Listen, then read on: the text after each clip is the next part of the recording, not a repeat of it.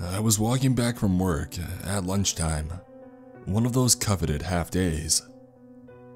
It was the same route that I had taken hundreds of times before. I would leave my office, take the main road out of the industrial estate, and then take a shortcut through a hedge, which led to a small housing estate. And then I would duck under the metal bars put up to stop cyclists riding past, and then out into the countryside. I'd always enjoyed it as soon as I hit the wilderness.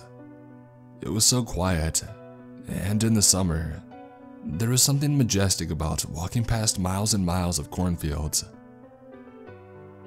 When I got to the T-junction, my normal way was blocked by a car crash. Two cars were upended and lay peacefully in the ruts along the side of the road, like upturned ladybugs. A police cordon had blocked off entry, and an officer helped cars turn around in the road and head back. As it was still light out, I hopped a turnstile and followed the public footpath along the side of one of the fields. From behind me, I heard the screams of a woman. I can only assume that she was a part of the crash or knew people involved. I remembered wincing, and a pang of anxiety curled into my stomach. I had never walked through the fields before, but I roughly knew the way using the landmarks, like the church steeple I could see in the distance that was only a few blocks from my house. I saw the forest that abutted the hedgerow in front of me. I approached and I saw that there was no way through, and so I followed the footpath that led in the opposite direction to where I was headed. I continued to hear sounds of commotion from behind me, the screams now replaced with the sounds of sirens. I hope that meant an ambulance was taking away survivors. They don't use their sirens otherwise. Halfway along, I noticed a break in the hedgerow, so I pushed myself through and into the forest. A desire line from many years of use showed me the way through. A damp track trampled into the dirt where no undergrowth grew.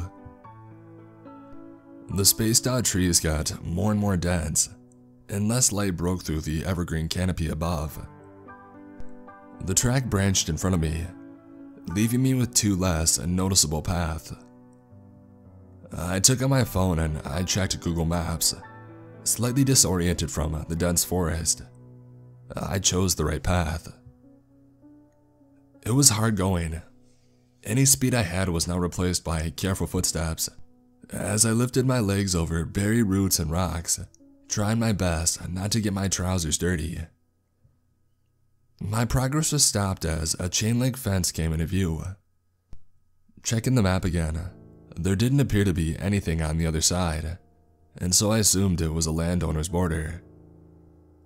40 yards or so along, I saw an opening. The thin metal wire had been cut and pulled back, like an incision held open by surgical clamps. I saw signs pinned to the fence at regular intervals. No text, just a logo. That of a black square with a white solid circle in the middle. I took a moment to decide if I was going to risk it, having heard rumors from when I was at school of farmers shooting intruders on sight. It was then that my phone rang. It was my wife. "Hey," I said as I answered. "Where are you?" "I'm on my way home. There was a car crash, so I needed to take a detour." "It's 2 o'clock already." "Shit," I said, remembering the promise that I had made to her. "I won't be long, I promise. Don't leave without me." "You know what my mother's like. I can't guarantee that." Part of me was okay being late.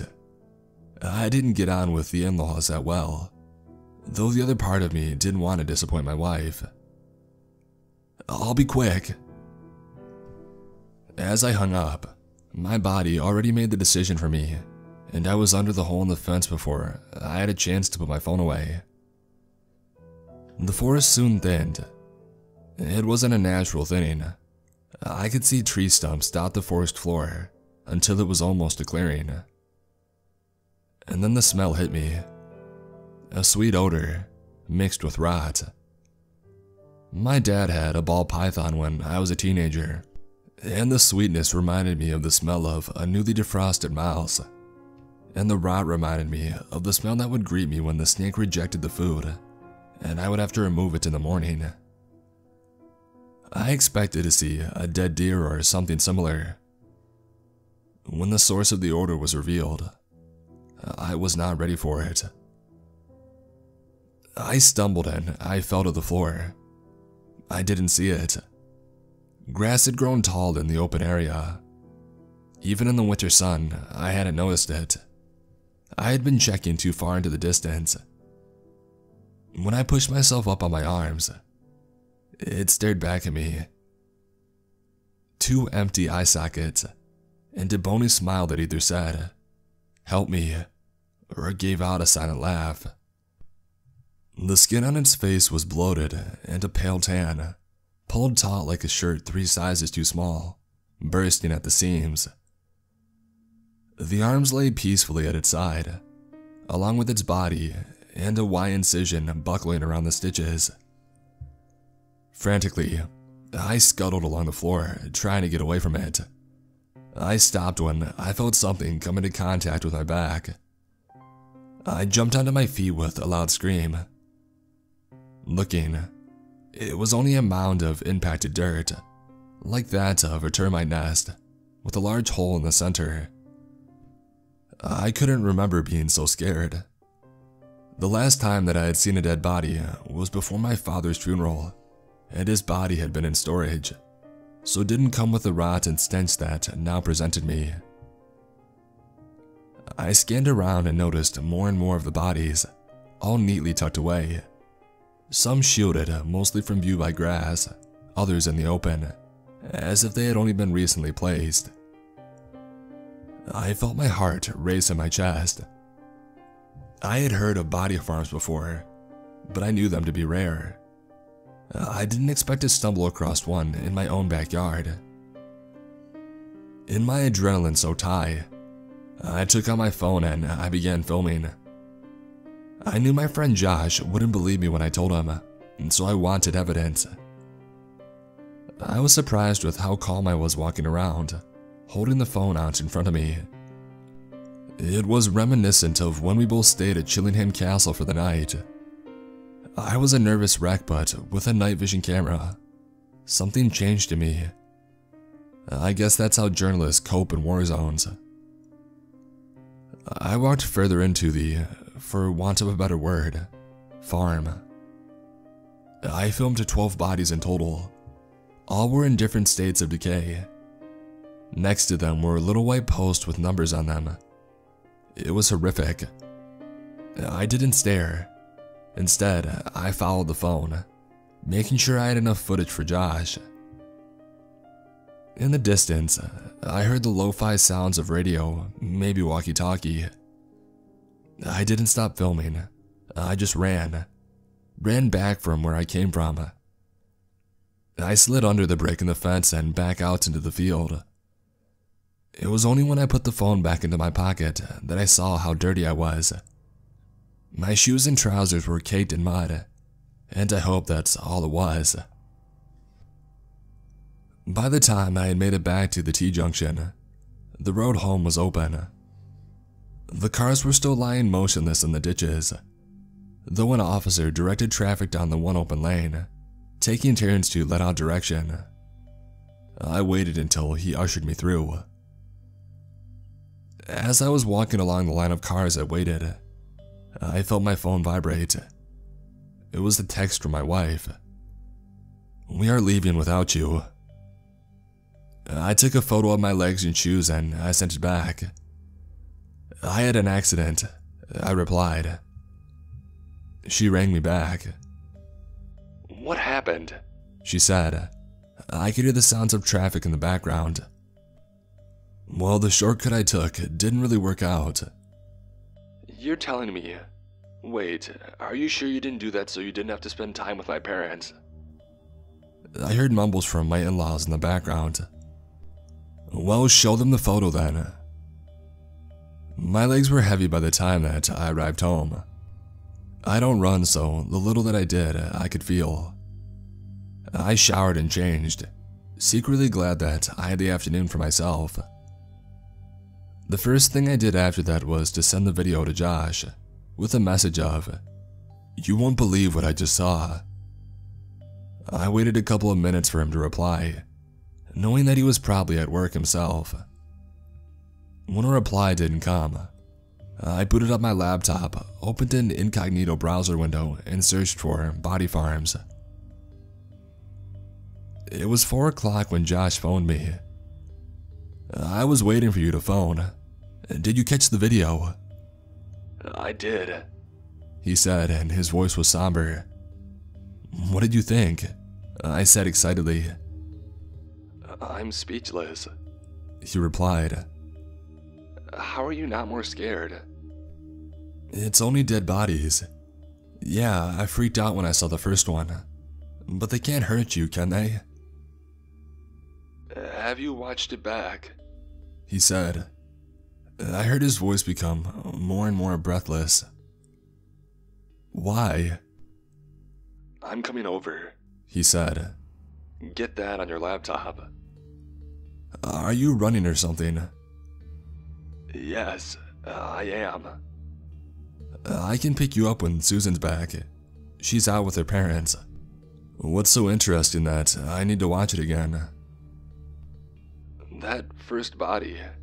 He said. I could hear that he was running now. At the end of the video, it's gone. What? I sat in front of my laptop at the dining table, looking out of the front window, waiting to see Josh come up the driveway. The video was ready for me to play, but I couldn't bring myself to watch it on my own. My hand shook anxiously as I held it over the touchpad. "It's only a video," I said to myself, "of you and what happened when you were there." Another part of me said. Moments later, Josh walked up the driveway, panting as if he had finished a marathon, and to be fair, he must have run a few miles. As I answered the door, I wasn't sure if I was happy.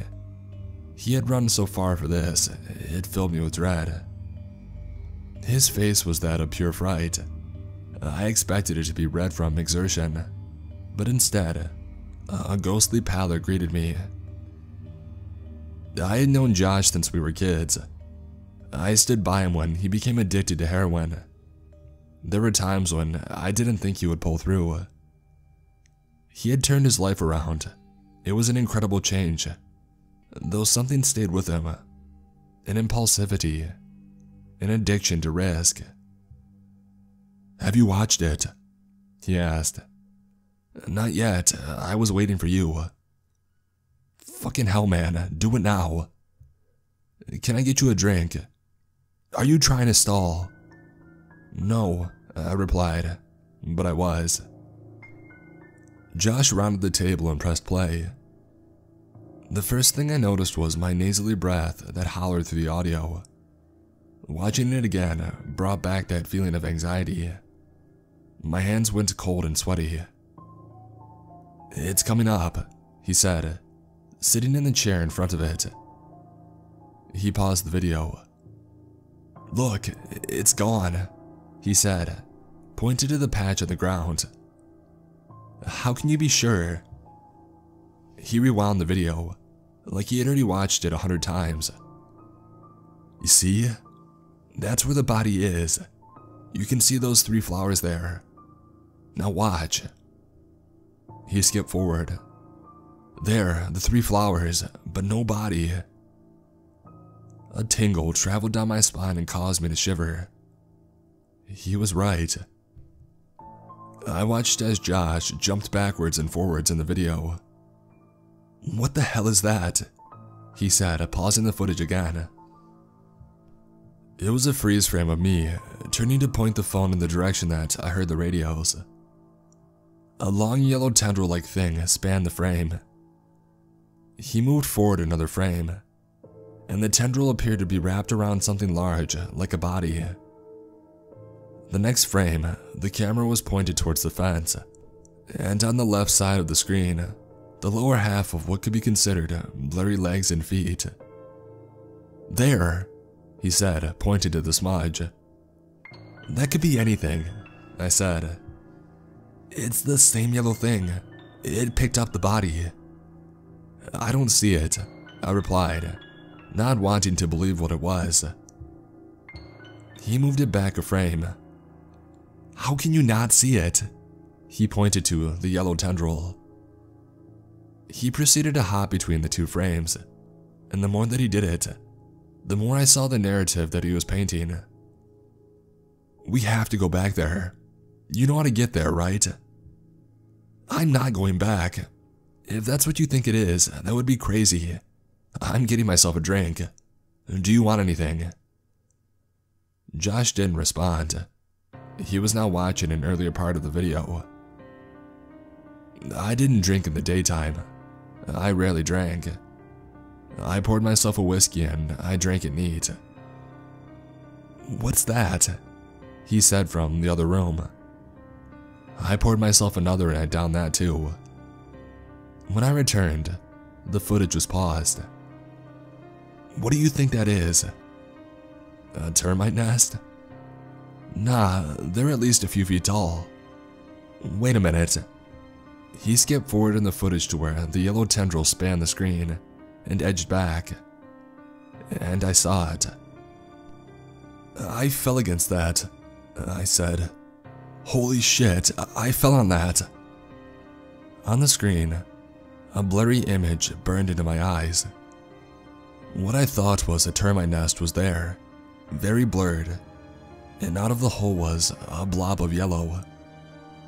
"That's where it came from," Josh said excitedly. "I can't deal with this," I replied, and I returned to the kitchen and picked up the whiskey bottle. It wasn't the fright of what had happened. It was the what if.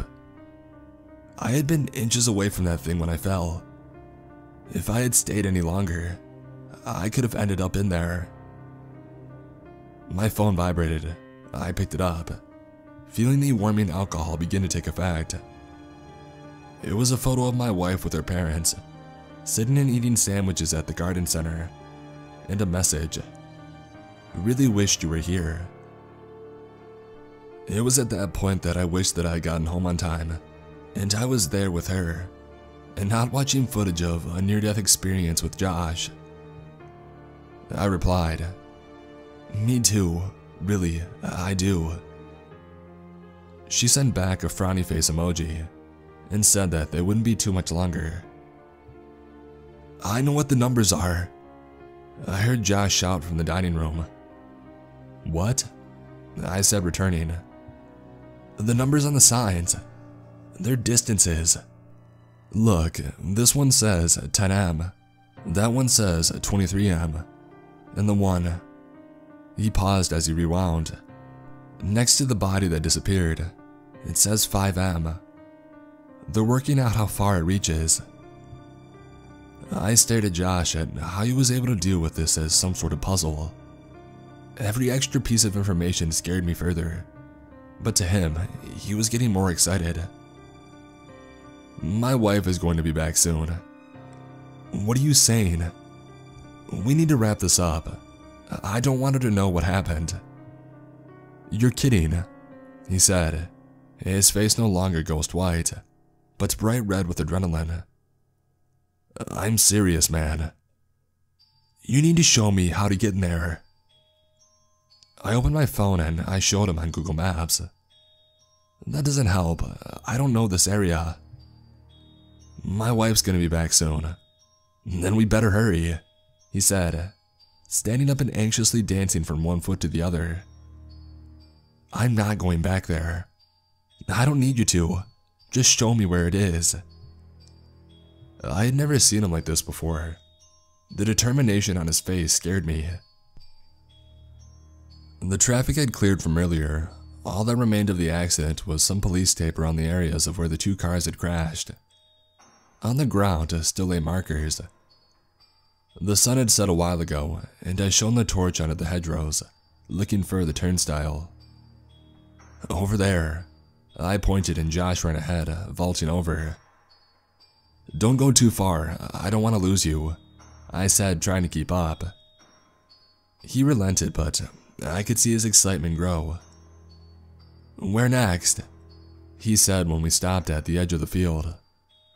This way, I said, and we hurried along the hedgerow until I saw the break. What were you thinking coming this way? He said as we climbed through. I was trying to get home. I didn't expect to find what I did. We moved through the forest. It felt all the more foreboding as the light had died. We turned right at the split into the fence. The hole had been repaired, but badly. Is it over the other side of this fence? Shit, they know I was here. That's fine, Josh said, already twisting the ties of metal to remove the repairs. Shit.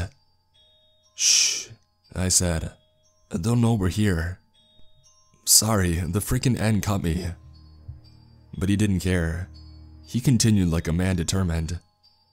In moments, a new hole was revealing itself. I'm not going with you, you know that. That's fine, but I'm going. What if something happens to you? I'll share my position. He opened up his phone and he began typing. I can't let you do it. Dude, you know me more than anyone. I'm going in there. I don't care what happens to me. I can't. He put his hand on my shoulder. I need to. Please let me. If this is the last thing that I do, I will die happy. Please. But he was already under the fence and walking away. I waited for a few minutes until I felt as if I was being watched. I gave an involuntary shiver and I jogged along the tracks and back to the field. My phone buzzed. It was a photo from Josh of a body he had found, with the text, 23M. Be careful, I replied. I stared at my phone as I made the final stretch to the house, and the phone vibrated again. Where are you? It was my wife. 2 secs, I replied. And moments later, I was back at the house. I grinned and I agreed to my in-laws. My wife took me to one side. Where were you? I was helping Josh, I said, and her face changed. Josh? She feigned injecting into her arm and cocked her head back. That Josh? Yeah. I don't like it when you spend time with him. He's harmless, but he's also an old friend. She sighed. You need to spend some time with my parents. I said I would, and we did. I talked to her dad about football, and tried to make conversation with her mom about her flower arranging. I can't believe people have that as a hobby. Even she failed to keep her own interest as she spoke. Do you have any alcohol? My father-in-law asked. Yeah, I said, showing him into the kitchen. He spied the bottle of whiskey sitting on the sideboard. I don't usually drink in the day, but today has been a bit of a trial, I admitted. I poured him a glass. How's the job? I asked. It's been quite busy, actually. Thanks for the drink. What's been going on? I'm not sure. A lot of military movements in the area. Oh yeah? I said nervously. It's a need-to-know basis. You know what I mean. I nodded. It's strange. I think they may be planning some more war games over in Salisbury Plain. I've had to arrange the encampment of a lot of US troops. And that's not normal? A little, not this many though. So yeah, very busy. How are you? Not too bad. I saw the photo. How the hell did you end up covered in mud? I tried to take a shortcut, but it didn't work out. He laughed. I noticed his hair was newly cut short. "I like the haircut," I said. "Oh, thanks," he replied, running his hand through it. "We can have any we like, as long as it's neat and short." He laughed and I reciprocated. I smiled, feeling my phone in my pocket vibrate. "Well, best be getting back to the party, and listen to my wife talk about her frickin' flowers." He raised his eyebrows and laughed. I pulled out my phone to see 3 missed messages and a voicemail. In the time that I had spent with my wife's parents, I had completely forgotten about Josh. "Oh shit, I found it," was the first message, accompanied by a photo of a body and a sign, 10M. And then another with a photo of an 8M sign. The last with the 3 flowers and the 5M sign. In the grass, lit by his phone, I could see the outline that was highlighted by the liquid that had seeped from the body. I called my voicemail and I listened. "Oh shit, it got me, hell, it got me." I heard maniacal laughs from Josh. Hell, it's so big.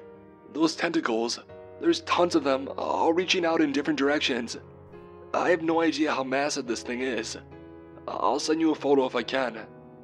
It's watching me. I think it understands me. Hello, you big yellow asshole. If you're going to kill me, do it now." The message trailed off with more laughing. Moments later, a photo arrived. I couldn't make it out, just a yellow blur. I phoned him back, feeling my heart race in my chest. It rang and rang. "Aren't you going to join us?" my wife asked, peeking her head around the kitchen door. "Just a minute," I replied. "Is that Josh you're talking to?" "Give me a minute," I shouted. But Josh didn't pick up. For the rest of the evening, I was distracted, checking Josh's position on Google Maps. It didn't move. I saw his pin sat in the middle of the field. "What's wrong with you?" my wife asked as we got ready for bed. "What?" "It was like you were somewhere else tonight." "I'm sorry, I didn't have a good day." "That's Josh's fault, I know that. You cannot let him go, can you? You'd be better off without him." As she said this, I was checking his position. It had moved. On the map, I saw the pin set on top of a building called Little Park Farm. I wanted to call him again, but I didn't. "No, it's not that. It's work." "Oh," she said as she got into bed and turned over. It took me a while to get off to sleep, and when I did, I had visions of yellow tendrils and dead bodies, a corrupted version of the events of the day. When I did wake, I checked Google Maps and all I saw was Josh's last known position. When I called him, it went straight to voicemail. I walked to work that morning and saw the remnants of the crash, except the police tape was replaced by a wire fence. I didn't think much of it until I saw the sign pinned to the fence, a black square with a white solid circle in the middle. It wasn't until I ducked under the metal bars on the way to the housing estate that I twigged. I was about to call Josh again, but didn't. I was in denial. I didn't want to know.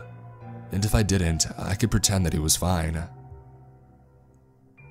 My wife phoned me when I was at work to tell me that her dad had been called away for training exercises in Salisbury, and he wouldn't be around for dinner. She asked if I could pick up her mother when I got back. I sighed, knowing that I would need to get back home and then take the car. I wanted to tell her to do it herself, but I stopped myself. When I walked home, a man in army fatigues and a rifle stood next to the fencing where the car crash was. "What's going on?" I asked. "Move along, sir," he said, and I did. A few military vehicles passed me on the way home. It wasn't unusual, but many more than I had come to expect. I didn't go inside when I returned home. I got straight in the car and drove. I went through the center of town and got stuck in traffic. I was sat there for 20 minutes until I realized that we were being turned away. When I got to the front, I saw a man ushering people to turn around. I opened the window and I asked what was going on. "Military exercise," he said. "Please turn around." "Is this anything to do with what's going on at Salisbury?" I asked, thinking of my father-in-law. "Please turn around." As I did, I saw the cordon around the marketplace, and something caught my eye. Something that might look like a termite nest, though much shorter. In front of it, a wire fence, on it a pin sign. A black square with a white solid circle in the middle. "What does that sign mean?" I asked the man. He picked up his gun, pointed it to my mouth and said, "Please, turn around." I told my wife that I couldn't pick her mother up. I sat in the dining room, checking Google Maps to see if Josh's position would update. His pin was grayed out. My wife asked what I wanted for dinner. I told her whatever she had planned was fine. I kept refreshing, pleading with it to update, not caring about anything else. An hour later, the pin disappeared. I zoomed out, expecting to see it elsewhere. I assumed that it had timed out. "Lasagna, it's my mom's favorite," she said. And we ate in silence. "That was good," I said as I finished. I checked my phone one last time, and to my surprise, his pin was back, though no longer where it was before. I zoomed in on it. The Nevada desert in the southwestern United States. And as quickly as it appeared, it disappeared and it didn't come back. Over the last few days, I've noticed the symbol appearing in more and more places, and the military personnel are popping up all over the place. I've told my wife about them, but she says her dad says there's nothing to worry about. But I am. One of those termite nests had appeared in our backyard. My wife asked me to get rid of it, but I don't want to go near it.